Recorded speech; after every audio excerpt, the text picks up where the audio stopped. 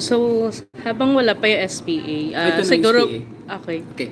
Okay. Out of 49 candidates, 35 of the candidates signed a special power of attorney authorizing John V. Santos, to represent in their behalf. So, for example, special power of attorney. Know all mean by this persons. Okay, the purpose of this SPA is number one, to transact any business and sign to any documentation with regards to prices and correction of results, tabulation, computation, and documentation related to RMU, Runway Model Universe. Number two, to receive the money as our cost prices from RMU to be distributed uh, to all candidates equally. 70% candidates, 30% handler. Number three, that I will submit all the sash and trophies that we receive and give to the right winner. Okay, right winner due to errors in tabulation and computation. This is number four, very, very easy. That we will respect all the result that we will come up on this, and we will not anymore give bad feedbacks on the pageant in respect to the right winners, handlers, and organizers, hereby giving a granting unto the said attorney, in fact, full power attorney to perform in every act things whatsoever requisite necessary to be done to about the premises as fully to all intents and purposes as I could lawfully to do if personally present, and hereby ratifying and confirming all that my said attorneys shall lawfully do or counsel to be done under and by virtue of this presence. In witness thereof, I have here to set my hand signature on the 30th day of July here at Bambang, Nueva Vizcaya. Larry R. Pauso Jr., candidates. And the attorney, in fact, is John V. Jonko. The notarial lawyer is Mr. Attorney, what is his name? Santos, Cesar Santos. So this is the special power of attorney where all 35 candidates executed. So this is prior to the Tulfo segments, meaning this is prior to the August 4 recounting schedule. Because the Tulfo happened on August 7. So the SPA stipulates that they are going to honor whatever happens during the recounting. But bad faith, what they do, they didn't honor, hindi nila ginalang ang kanilang special power of attorney that is binding and authorized. That's what I told to Tulfo. These people who are in front of you right now signed the special power of attorney, okay, respecting the results of the recounting. In fact, they are saying that they are not going to say bad feedbacks to the RMU. So we are not expecting that there is a Sarsoila again on August 7. That's the essence of special power of attorney. May confrontation ba nangyari sa inyo, Raffy, Tulfo, after the segment? There was a confrontation. In fact, it looks like we are intimidated inside the holding area. And he wanted to say that, oh, Mr. Dongdong is the star witness against me. And I told him, why? If Mr. Dongdong will say as a star witness, what crime that I dictated him to be a criminal? So I told Tulfo that this is not the right situation you are treating with the guests. You are not seeing the documents to verify who is telling the truth. In fact, I told him, your segment is not a court where I am going to present my evidence. Ang gusto niyang ayusin na ang mga claim ng mga candidates na gumastos sila sa kanilang mga wardrobes, yung isisettle ko. Sabi ko, no, why should I settle? Sumali sila sa modeling. Nandoon ang rules and regulation. What are the entry requirements? The only obligation that they are going to pay me is only 5,000 peso. The 5,000 peso covers hotel accommodation for 2 nights, food and meals and transportation, official t-shirt, sash. So that is worth 5,000 peso. And that is stipulated. And all provincial directors are fully guided what are those mechanics. Ang dating kasi parang impression ni Tulfo, yung mga siguro mga new pageants is sa ticket selling kumikita. Pero base sa sinabi mo, I mean, yun naman pala ginastos siya sa hotel, sa transpo. So paano ba talaga kumikita ang isang kunyari new pageant pa lang? Honestly, or more on lugi talaga? Actually, I lost 250,000. If you look at 5,000, in fact, these complainants, I have to clarify this. I have a receipts. In fact, those 7 out of 16 candidates from Isabela, 9 of those did not pay registration fees partially. The one who fully paid is my co-founder, who is an Italian. I have the receipts stating that he is going to pay fully, representing the registration fees. So these candidates who complain, in fact, they are not following. Pinagbigyan ko lang sila na rumampa just because that's my heart. In fact, sa araw pa lang yun, na hindi binayaran ng co-founder na yun, hindi ko dapat sila pinarampay. Because that is their obligation to pay. Of all those perks and condition. Pero pinarampa ko pa rin. Hindi kami kumita dito because we don't have sponsors. Not even single sponsors ng sponsors sa amin. Coming from my pocket alone.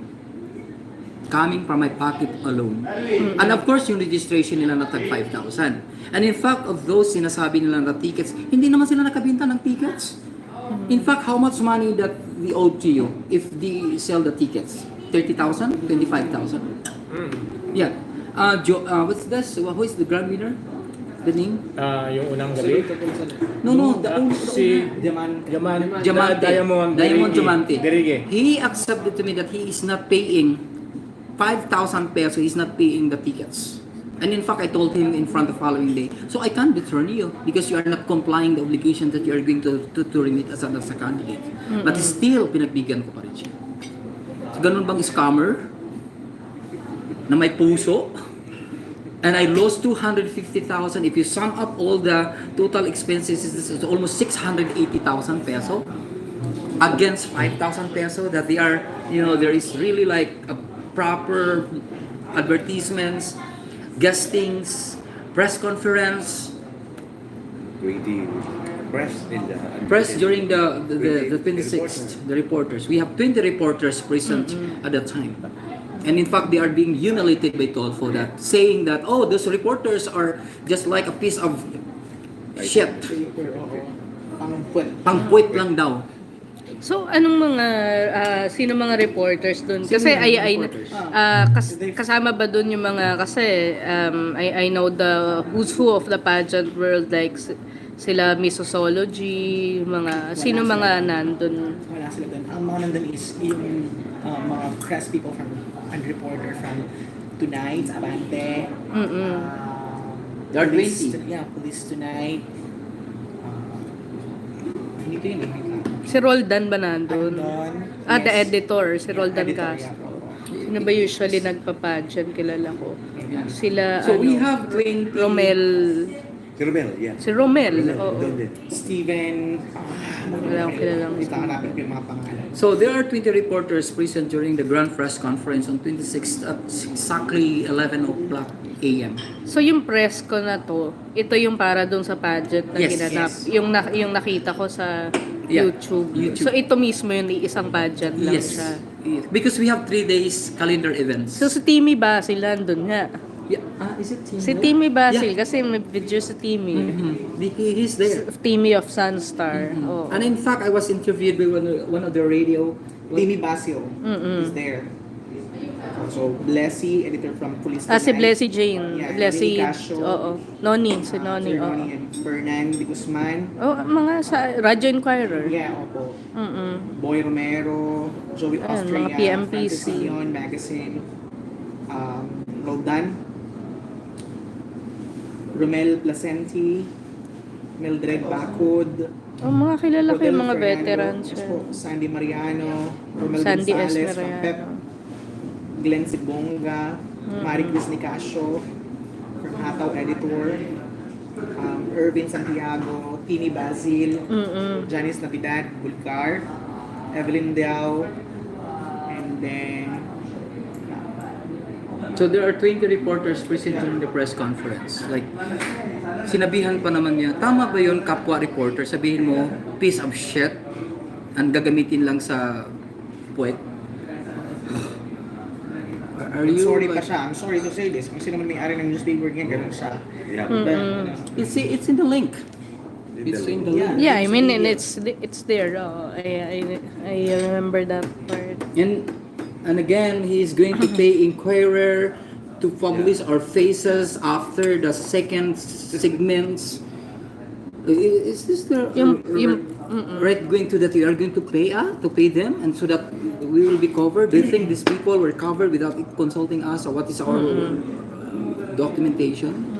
Ano yung exactly na feel nyo nung sinabihan kayong gusgusin? Kasi may part dun din. Yeah. Even My the God. family- He is really attacking my personality na gusgusin ako. My God, yes, I come from a rotten rags. But people wanted to dream to be not a gusgusin. Siguro naman pag makarating ka sa ibang bansa, you want to level up. Right? Pero maybe because this is the culture of Filipino thing, and he belongs to be a Filipino. So maybe sinabi niyang gusgusin. Isa din siya sa gusgusin sa ugali niya. Pero can you tell me more about your background? I mean, how did you end up in Canada? How did you end up with businesses and events? Okay, I came from a rag family. I am the youngest among 7. I study hard. I dream of vigor. Before I work in the government, and I became a seafarer for 10 years. I dreamed to be high, not to be a rugs, not to be a gusgusin. That's why I came up. Nag-aral ko ng caregiver, and I came to Canada as a caregiver. And I landed there, and I found Canada is the best country among the world. Now, why inspired me to have this? Because my daughter is a beauty queen. And I did this since 2013 in Edmonton, Alberta. I knew the industries. Even from I started in the beauty queens, I studied paralegal in Canada. I studied immigration consulting. I know the law in Canada as well as here in the law in the Philippines. But because I wanted to give back, the advocacy that I created, Ramsey Model Universe, is to foster unfortunate kids, to give them scholarship, basic and essential scholars. Yeah, I believe Philippines is a free tuition fee, but how can they go if they don't have basic necessities? And that's my dream, to give back what I experienced here in the Philippines. So, nagkaroon ako ng business doon, naging Canadian citizen ako, nadala yung aking mga anak, and they are in a degree there in Canada. So it's time for me to give back to the Philippines. That's my journey, how I ended up. Because this is my passion. Para bang gusto kong i-mold yung anak ko, ako mismo ang mag-train, ako mismo ang mag-hone, ako mismo ang mag-coach. So, yun yung bakit ako nagkaroon ng passion to have this events, to explore international from Canada to Philippines and to the international arena of modeling competition.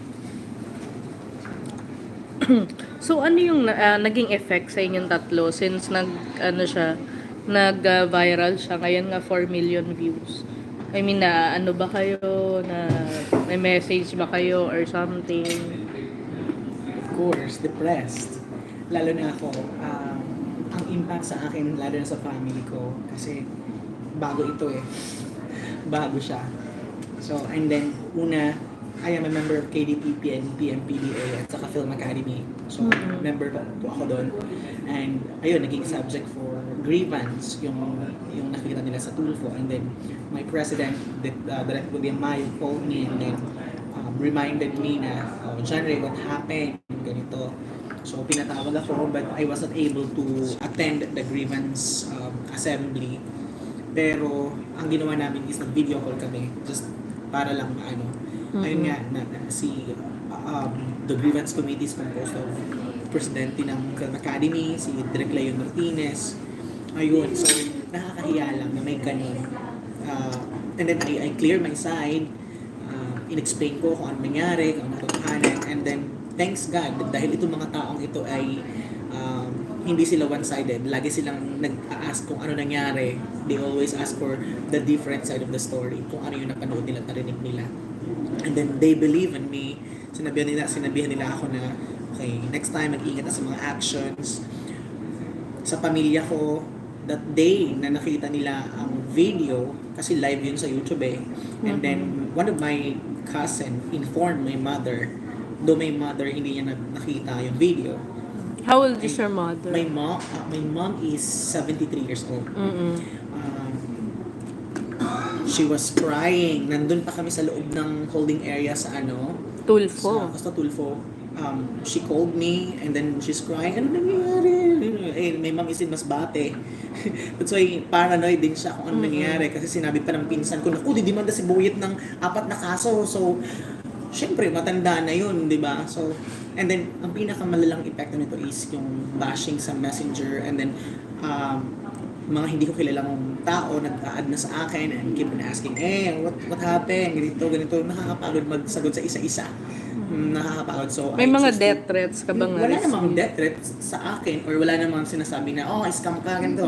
Ang mga messages na nakukuha ko, like message request na nakukuha ko is that true? Oh my God, what happened? Mga gano'n, like it's depressive questions na, anyari, ba't ganyan, ganyan. So, ayun, yung epekto nun sa akin, lalo na mayroon akong condition. So, hindi madali. That's why, after nung event na yun kay Tulfo, mga sumunod na araw talagang drained ako, nagkasakit pa ako, nilagnat ako, siguro dahil sa pagod, fatigue, iniisip ko, gano'n. Ayun, malaki talaga ang epekto. Lalo na sa name ko. Ayun naman na establishing name sa industry is hindi ganun kadali. Mahirap mag-establish ang pangalan sa industry, tapos biglang itong sitwasyon, sa itong scenario. So, name, yung pinaka-importante na masisira is yung name. I'm just curious, so nasa holding area ba kayo? Paano ba yung, meron bang food or beverage na in-offer? Wala. So, walang anything? There's none.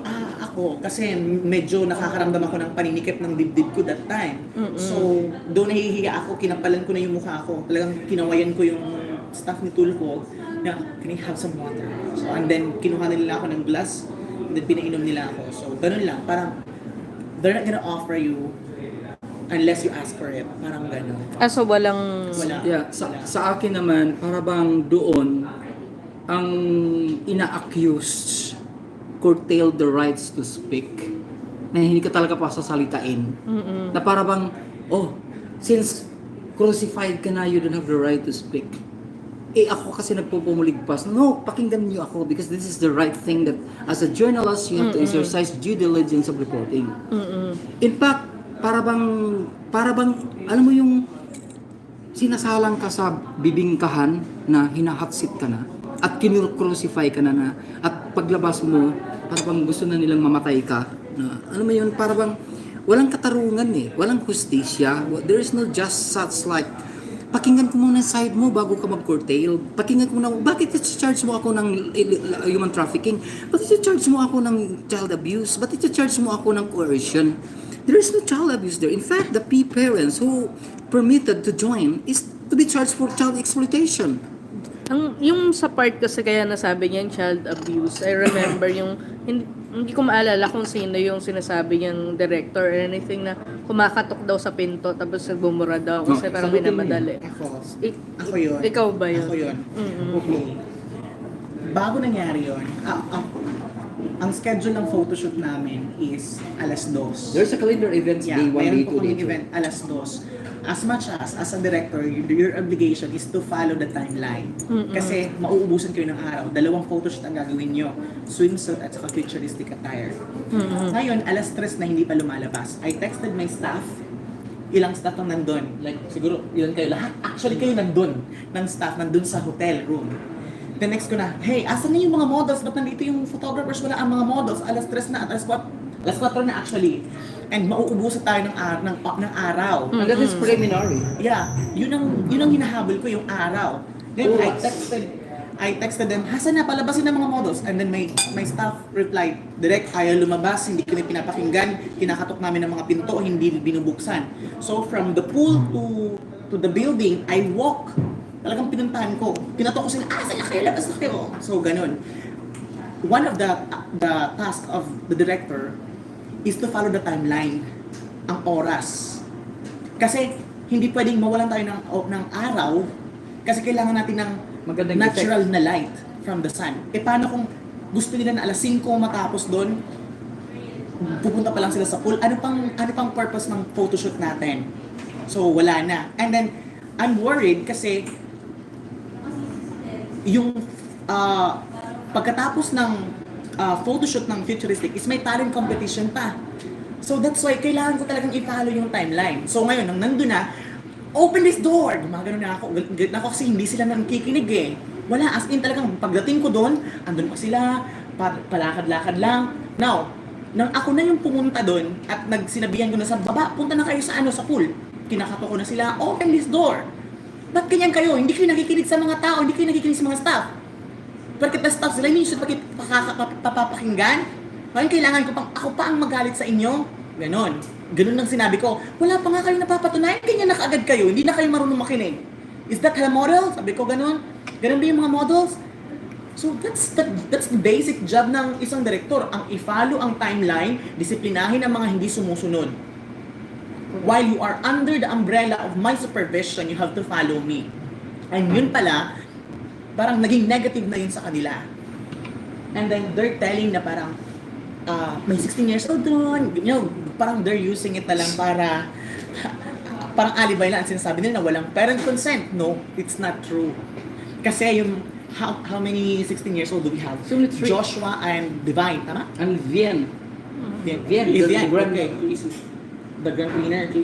Okay, so may 16 years old.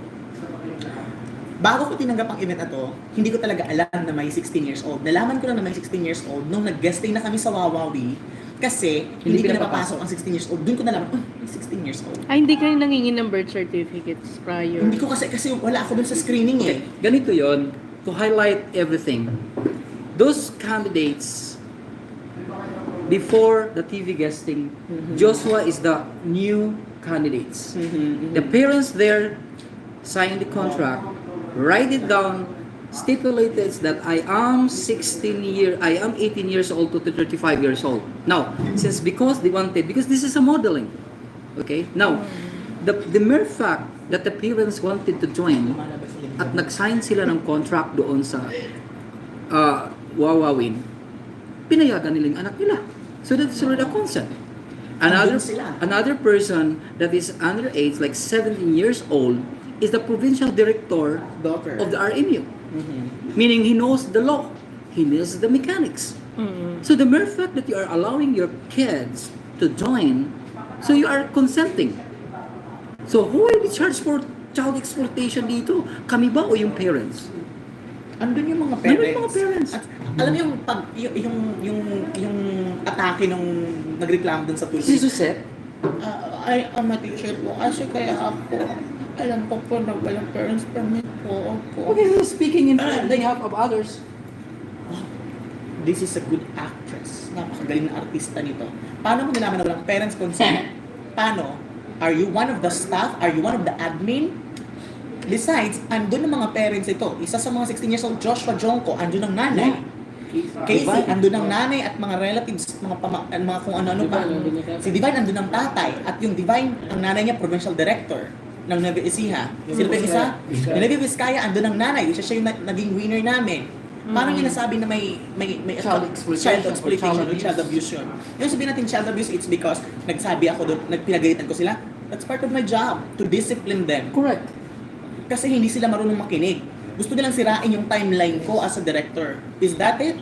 Nagagalit sila dahil pinagsabihan ko sila? Nagalit ako dahil sinisira niyo yung timeline ko, yung plano ko on that day. So, siguro kung nandun pa sila sa mga malalaking production, like mumurahin sila. Ako hindi pa ako nagmura sa kanila. Sabi ko, open this fucking door. I did not intend to attack anyone or personally. Buksan niyo tong pinto. Yun ang sinabi ko. Kasi hindi nila binubuksan ang pintuan. That's Sa mga according to staff. my staff. Kasi hindi nila pinapakinggan ng mga staff. So kailangan ako ang pumunta doon. At kailangan mag-wild pa ako doon. And I never hurt anyone. Siguro na-hurt sila dahil sa sinabi ko na, wala pa nga kayong napapatunayan, ganyan na kaagad kayo. That's the basic words ng mga direktor. Kahit sinong mga direktor, magagalit sa ginagawa nila, or kahit hindi direktor, kahit kung sino na lang, na hindi kayo makinig, kahit nanay at tatay nyo, pagsasabihan kayo ng ganon. And while you are under the umbrella of RMU, you are off to follow us. House rule. And there's a house rule stipulated in the mechanics. Contestant rules and regulations. It's here. Only 4 candidates per room. Nobody's allowed. What's this? What is the Okay, wait lang ah. Mag-pause.